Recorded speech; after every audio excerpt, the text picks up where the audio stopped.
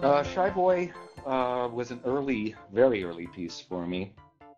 I had really only done maybe a piece or two before that.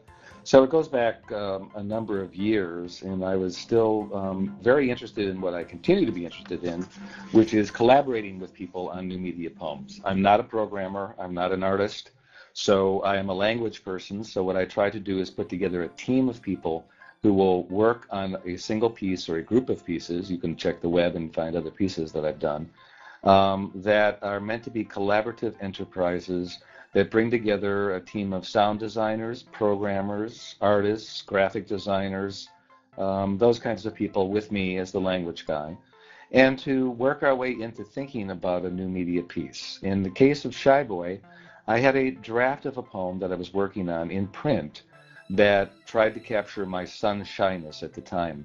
So I tried to imagine him at school being completely introverted, inside of his own head, fearful of other people at that point in his life. He was very young, or youngish, and what it felt like to be inside of his head. And so Shy Boy tries to capture that. I then sent the words to two people who I had never met. I found them on the web. One was a programmer whose programming I liked, and the other was a sound designer. And I asked them to think through the piece. They wanted to. They were not on the art end of things. They were typically more in the corporate end or making money end. And they were both interested in trying this as an experiment for their own work. And we went back and forth probably over 6 months to try to get the music, the ambient sound appropriate and synced up with the piece, and also to get the flash piece to work in the way that it does, to represent in the way that that particular artist, who again I've never met, but Michael Cena, that particular artist saw the poem evolving visually on the web page. And that's what we did.